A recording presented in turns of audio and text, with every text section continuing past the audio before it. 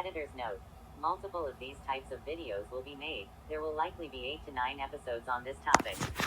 Without further ado, let's begin the story of the demon who was sent to the Holy Land. His name was Michael Stone, and he was the most spoiled man alive. He always complained about if you did something wrong, and begins to throw fits due to how horribly you did something.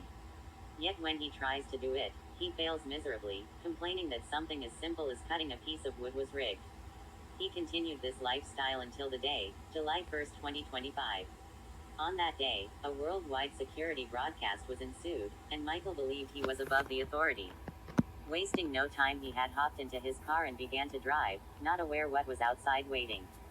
The entire city was destroyed around him, fire everywhere, yet it was a ghost town. Where were all of the people? That's when he saw it, a large frail creature with a mouth on its stomach watching him. He then noticed there were more than just one of these creatures. He began yelling at it saying, "Do you know who I am? Or, I'll call the police on you." Little did he know the police were already gone. He was picked up and flung into its stomach mouth, screaming before being engulfed by the flames inside. He saw an overload of colors in his vision, unable to see his impending fate. When the colors had faded, he appeared in a garden. Inside were white pillars and statues of creatures with wings. Humans were frolicking and picking berries from the various bushes. He was awestruck at this sight. He began to search around. People saw him. "Hello there, stranger," a man in a white hat said. "Hello," he said in reply, "where am I?" He said after this man smiled. "You're in heaven, the Seekers had taken you here," he said before guiding him to a clothing room. He switched out his dirty suit for a clean white cloth. Our leader Sagittarius was the first to be sent here. Thousands of people have appeared in heaven for thousands of years by what we call Seekers. They are the gates to the underworld or heaven, generally depends on where your heart lies. He said, now leaving Michael alone. If he was sent here, then what made his heart lie in heaven even though he was greedy, narcissistic, and a spoiled person? Whatever it was, Michael was lucky he was sent here, and prepared to take over the throne for his dominion. Brief description on the Seekers.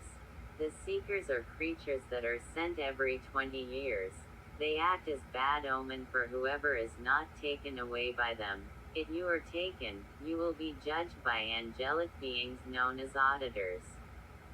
There is an extremely small chance you would be misjudged by this creature, yet it has been possible, whenever this event happens. If a sinful person is judged to be good by the auditors, it is possible the garden where the humans live will spiral into chaos.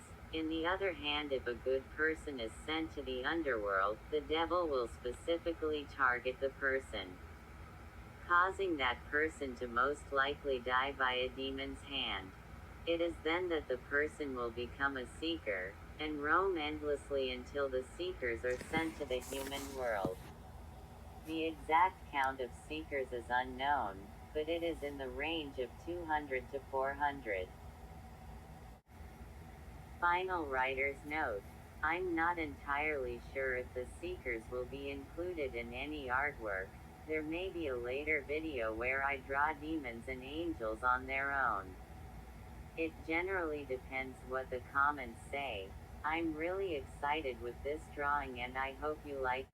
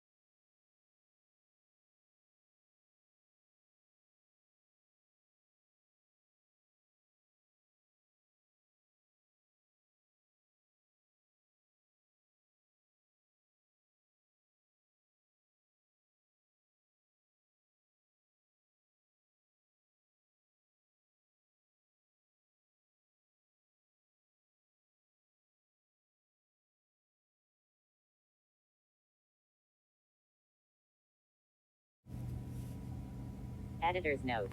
This story happens around the same time as the last story. Lore will be linked with the last story. This will be the second to last editor's note of the video. Without further ado, I present the angel who was sent to the Everflame Doomsday. Carla Isami was a timid and quiet person, keeping to herself. Yet she usually went out of her way to protect others. She respected everyone, and strives to be a role model for other people in her workplace. She had a large temper, and stayed calm often. Yet this all changed on that day. On July 1, 2025, a worldwide security alert blared on her television. She stayed inside her apartment room, yet this didn't save her. The glass was punched out by a much larger seeker. As it tried grabbing her, it failed. She ran into her room, locking the door. She had then looked outside, seeing creatures walking through the city at night. She had them accidentally tripped on a cord, turning on a music player. This attracted the seekers. Before she could turn it off, a creature was there. She backed up, covering her mouth. She couldn't see its face, yet its hand had neared her. It now grabbed her. She was freaking out. She was pulled out, now flung into the seeker's stomach. The colors she saw was just black as she appeared in AAS miserable inferno. Bodies surrounded her, as flames bursted from geysers. She had walked around, crying on what happened, before she heard a blood-curdling scream. A small creature began running up to her. She tried running, yet she was tackled by it. She punched it off. It scratched her eye. She was then blinded in that eye. She had ran to a building, before entering a sealed-off room. Discovering it was an armory, she opened the chest with black stains and a gold crest on it. She pulled out what seemed to be a large blade. Before taking random armor, before running out. Even though she was weak, she was able to cut through the creature with the heavy sword, as she felt weight on her soul after killing the creature. Even though she was trying to protect herself, she was saddened because she had to take a life. Little did she know more than that creature will die to her hands. Final editor's note. This one went more in-depth into the lore, and is setting up a crazy revelation if you listen to the lore. Would love to hear your suggestions on this.